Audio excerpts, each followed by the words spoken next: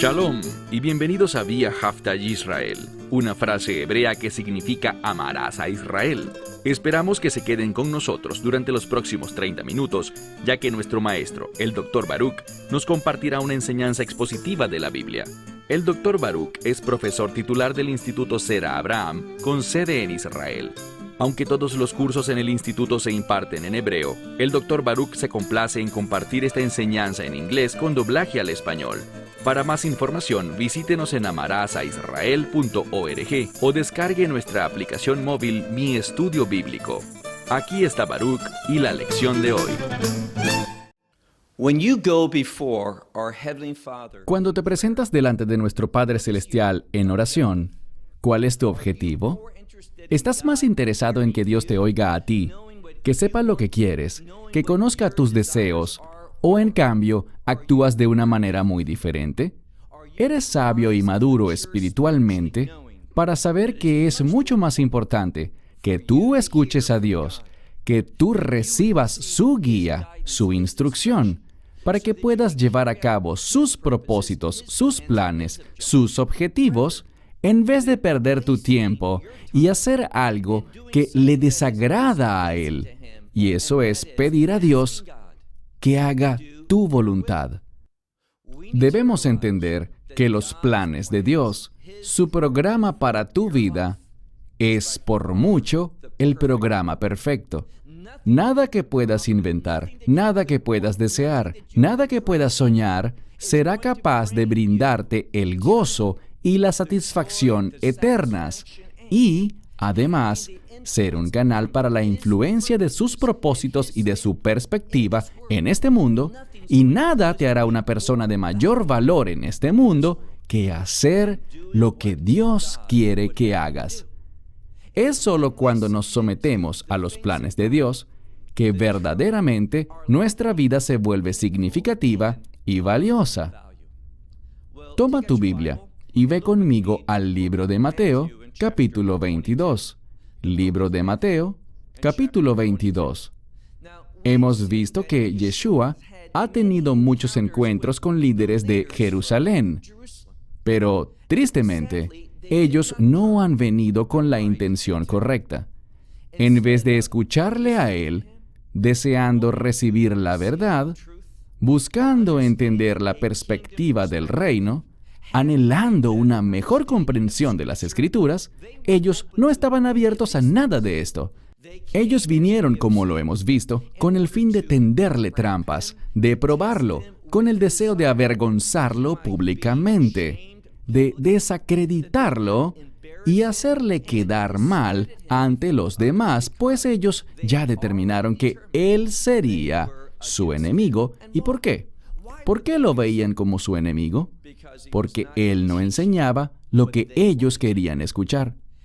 Entiende que si tu fe en el Dios viviente, en su único Hijo unigénito, solo te sirve para que tú escuches y recibas y seas quien tú quieres ser, no estás demostrando la conducta que debe demostrar un verdadero discípulo de nuestro Señor y Salvador. Ve conmigo a Mateo capítulo 22, y empezaremos con el versículo 34. Espero que recuerden que la semana pasada, en nuestro estudio anterior, Yeshua se encontró con un grupo conocido como los saduceos, y ellos llegaron con una actitud burlona en torno a la realidad de la resurrección.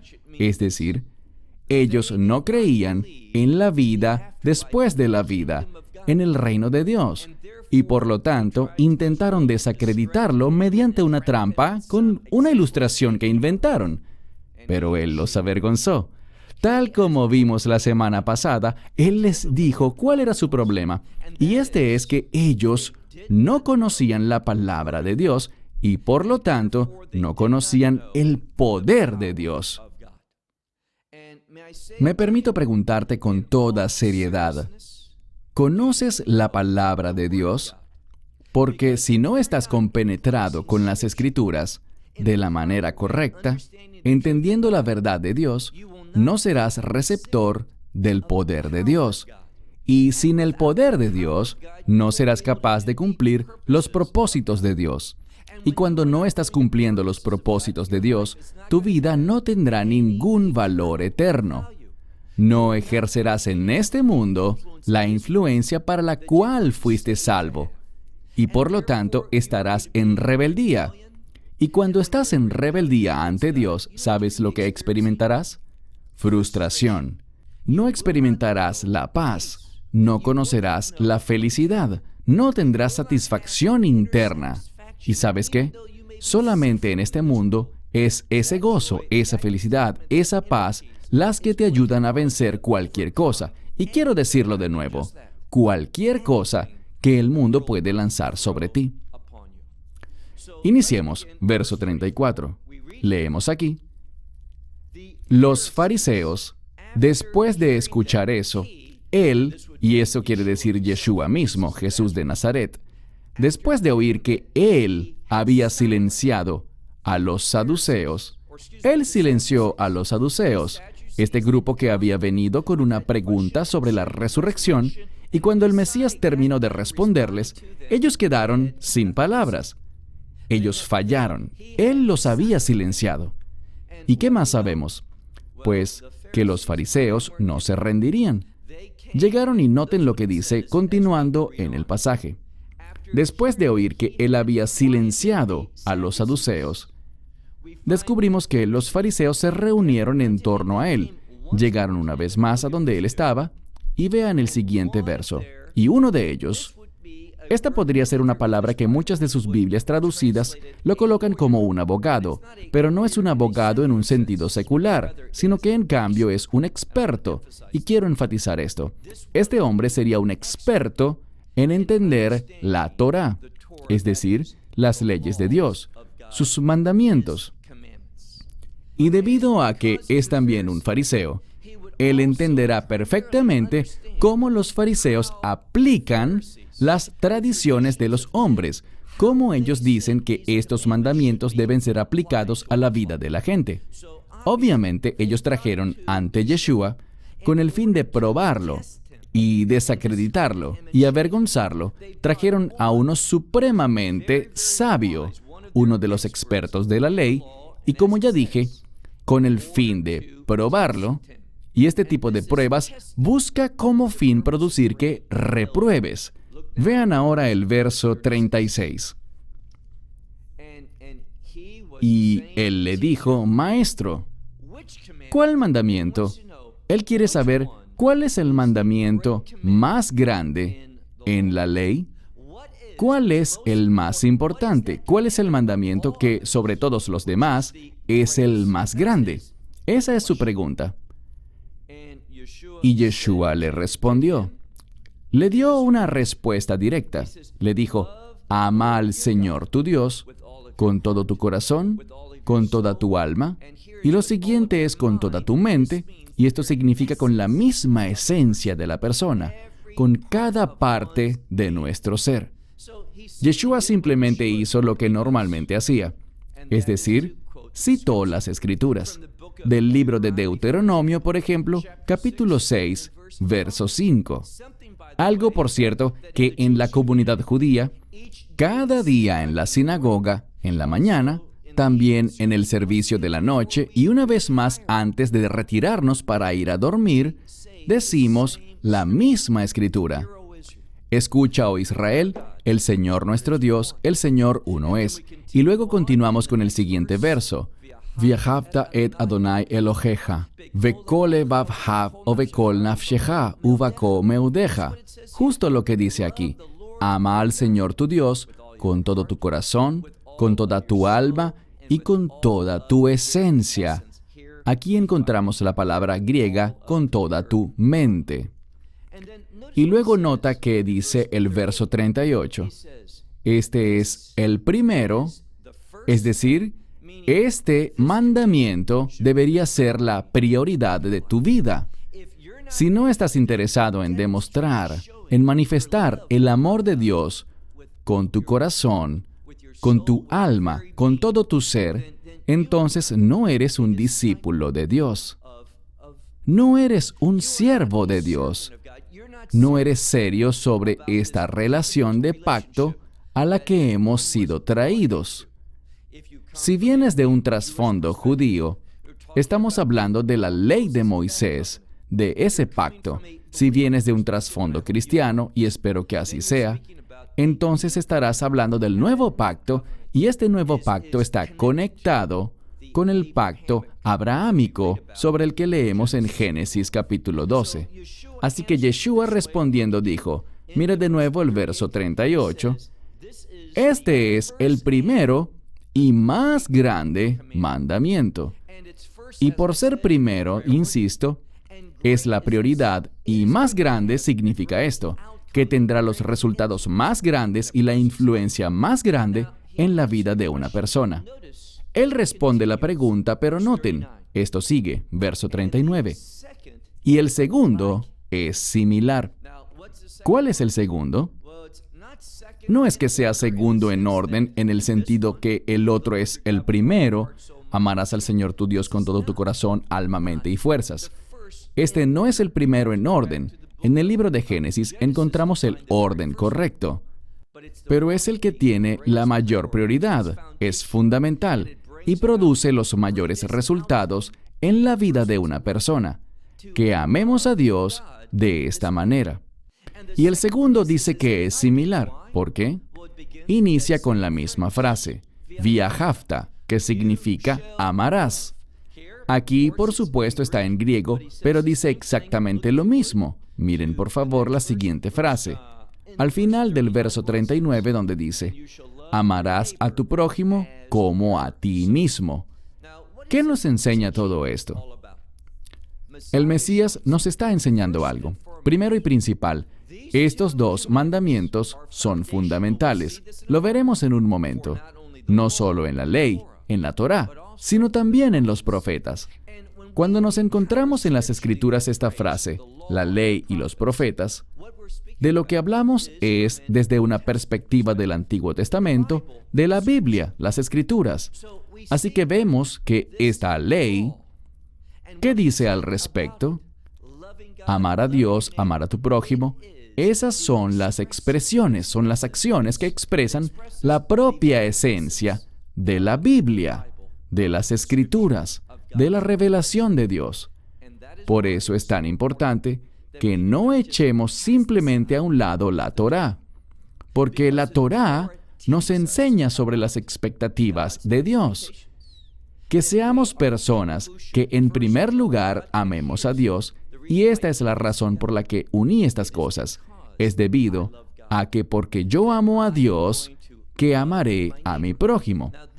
Esto se conecta con lo que dijimos minutos atrás, y es lo siguiente. Si yo amo a Dios, entonces procuraré amar a mi prójimo y ser una influencia correcta en la vida de otros, una influencia de Dios. Procuraré ser un instrumento, un canal de Dios para generar en los demás los cambios que Dios quiera generar. No se trata de lo que yo quiera, no se trata de manipular a la gente para lograr mis propósitos o mi beneficio. No está conectado conmigo de ningún modo. Yo quiero influenciar a las personas de modo que Dios se complazca con ellas, que mi prójimo también sea receptor de las bendiciones de Dios. Esa es mi motivación. Y cuando vemos los 10 mandamientos, vemos una conexión, porque una parte de estos 10 mandamientos se relaciona con nuestras responsabilidades con Dios, y la otra parte tiene que ver con nuestra responsabilidad para con los demás. Los 10 mandamientos se resumen igualmente en estos 2 mandamientos, ama a Dios y ama a tu prójimo. Y cuando leemos la Torá, toda ella se trata de demostrar amor. Primero nuestro amor por Dios. ¿De qué manera? Demostrando nuestro amor por los demás. Ahora pasemos al verso 40. Él dice, el Mesías continúa hablando. De estos, es decir, de estos 2 mandamientos, toda la ley y todos los profetas dependen. Quiere decir lo siguiente, puedes tomar cualquier cosa, esta es su intención, puedes tomar cualquier cosa que esté registrada en la ley, en la Torá, o puedes tomar cualquier cosa registrada en los profetas, tomar esa verdad, ese principio, esa revelación y colocarla bajo estos 2 mandamientos. Ellos resumen el propósito, la voluntad de Dios para mi vida. Dios quiere que yo ame y que demuestre mi amor por Dios amando a mi prójimo. Es debido a que amo a Dios que amo a mi prójimo. Es debido a que amo a Dios que quiero ser de bendición para mi prójimo. Llevar a cabo los propósitos de Dios en la vida de él o de ella. De eso se trata. Y para eso fui salvo. El Mesías dice aquí que todas las cosas que tienen que ver con la ley y los profetas se relacionan directamente con estos dos mandamientos. Ahora, noten, nadie le responde nada, porque estas declaraciones, estas palabras que él les acaba de responder, son exactamente la verdad de Dios. No hay debate, no hay discusión. Nadie puede levantarse en oposición. Y noten lo que ocurre al avanzar hacia el final de este capítulo, verso 41. Pero los fariseos, reuniéndose, es decir, que se reunieron ante él, noten que Yeshua les pregunta algo. Entonces ahora ellos se han acercado a él, y yo creo que esto es muy significativo. Ellos han escuchado, han oído cómo él ha respondido esta pregunta. Y por primera vez, esto los atrae a él. Lo que dice literalmente es que ellos se congregaron unos con otros ante él, y noten cómo Yeshua aprovechará esta oportunidad. Hemos visto en nuestro estudio de Mateo con cuánta frecuencia Yeshua le dice a sus discípulos: silencio, no le digan a nadie quién soy. Y la razón por la que hacía esto era debido a que muchas personas estaban confundidas sobre los propósitos del Mesías, lo que él vino a hacer a este mundo la primera vez que vino. Él quería dejar en claro y fomentar un entendimiento correcto de la persona y la obra del Mesías, antes de revelar que él era el Mesías. Y ahora noten que es una de las primeras veces en las que Yeshua, él mismo, inicia la pregunta. Él hace la pregunta, no está respondiendo, sino que él pregunta, mientras se congregan en torno a él. Entonces Yeshua les preguntó, diciendo: ¿qué a ustedes les parece esto del Mesías? Lo traduje muy literalmente.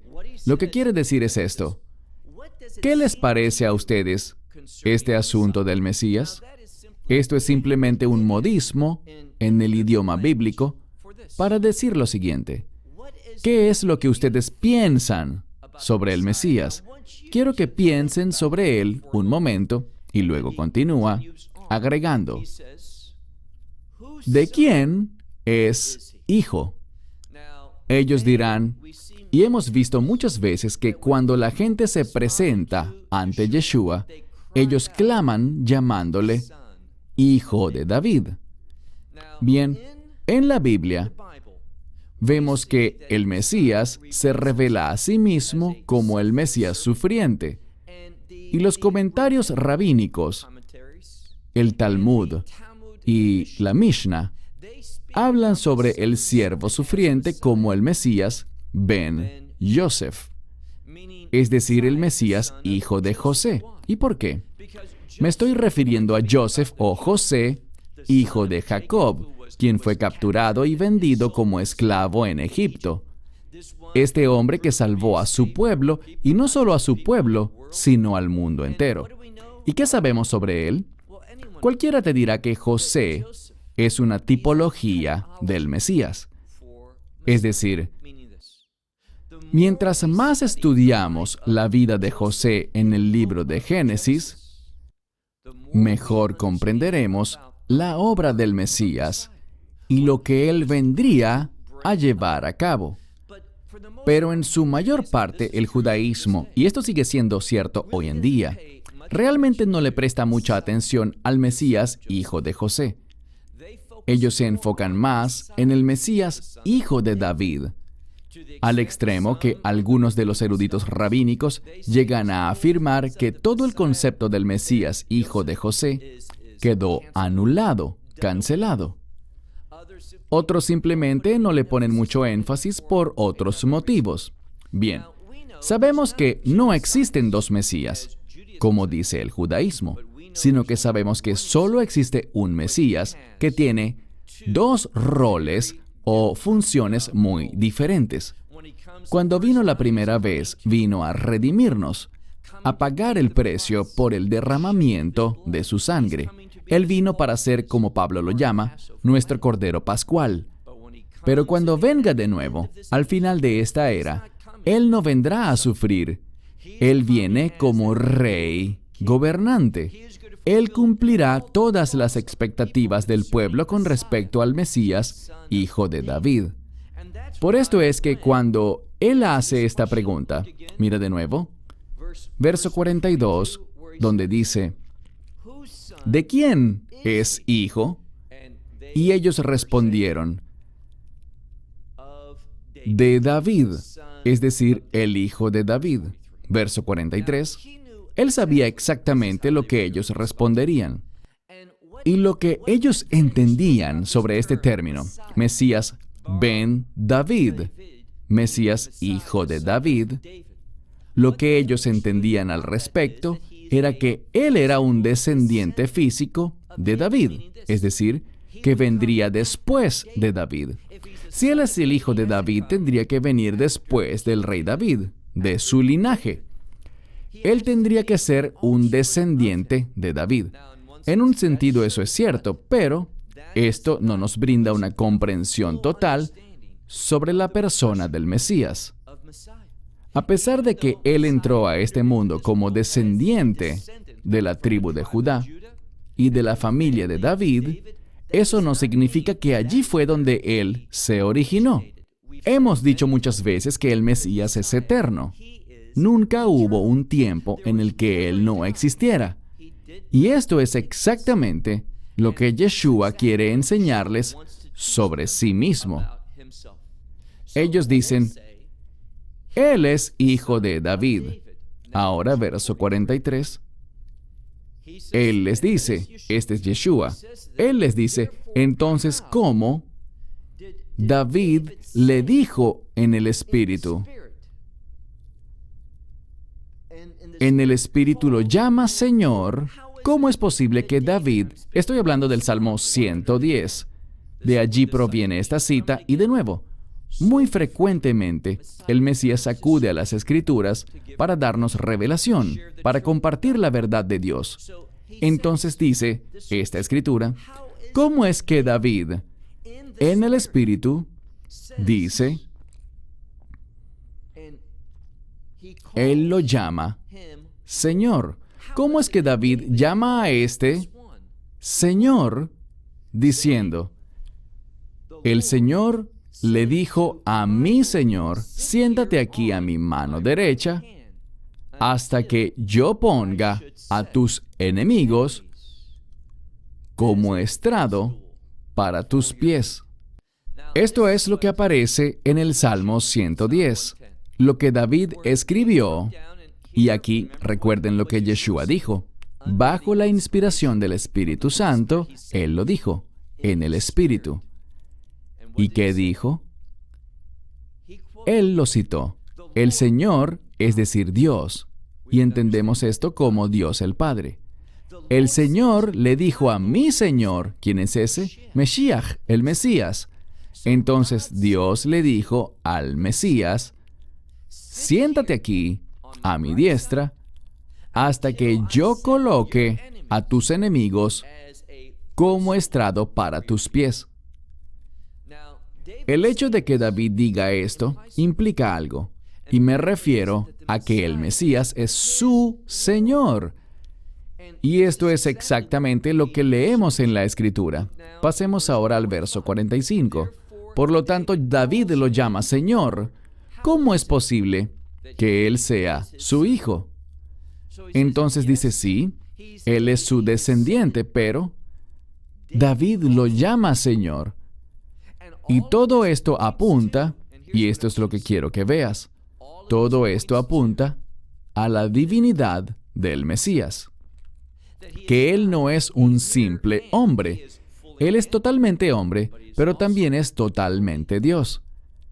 Y cuando Él nació en este mundo, cuando fue concebido por el Espíritu Santo en el vientre de Miriam, de María, allí no fue cuando su existencia empezó.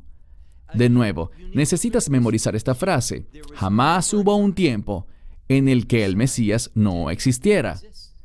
Él es el Hijo eterno de Dios. Si tú no crees en la divinidad del Mesías, no conoces al Mesías de la Biblia. Y si no conoces al Mesías de la Biblia, entonces todavía estás perdido en tus pecados. Por lo tanto, esta escritura es muy importante y lo que Él les está diciendo es fundamental. Lo que les dice es, ustedes deben tener la visión correcta de quién soy yo, de quién es el Mesías. Y te quiero decir algo ahora. Esto puede ser algo muy apropiado para ti. Si tú no lo conoces como el Dios viviente, como el Hijo de Dios, el divino Hijo de Dios, Dios mismo, Emmanuel, Dios con nosotros. Si no lo conoces de esta manera, necesitas hacer un cambio, y eso es lo que Él les está diciendo a estos fariseos. Ustedes deben conocer la verdad. Miren ahora el verso 46. Leemos en el verso 46, y nadie, ninguno de estos fariseos, ninguno de estos sabios, en las tradiciones de los ancianos, ninguno de ellos fue capaz de responderle a Él ni una sola palabra. Bien, ¿qué vemos aquí? Recuerden, esta última sección, inició con los fariseos viniendo a Yeshua. ¿Por qué? Porque escucharon que Él había silenciado a los saduceos, que ellos no pudieron responderle nada. ¿Y cuál es la implicación? Los fariseos decían, vamos a traer al mejor de nosotros, al más experto.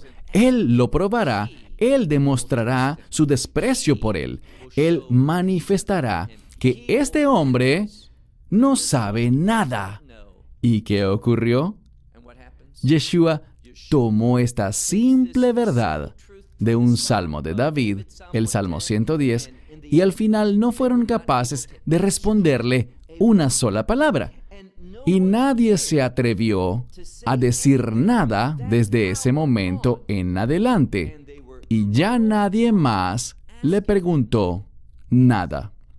Hubo un cambio, porque Él reveló su verdadera identidad. Tú debes conocer al verdadero Mesías. Esperamos que te hayas edificado con el mensaje de hoy y lo compartas con otros. Te invitamos a seguir nuestros estudios cada semana por este canal y por el portal de YouTube de Amarás a Israel. También puedes descargar nuestra aplicación móvil gratuita, Mi Estudio Bíblico. Finalmente, para obtener más información sobre nosotros, visita nuestra web amarasaisrael.org, donde encontrarás otras conferencias de Baruch en audio, video y texto. Hasta el próximo programa. Que el Señor te bendiga en Yeshua HaMashiach, Jesús el Mesías, mientras caminas con Él. Shalom desde Israel.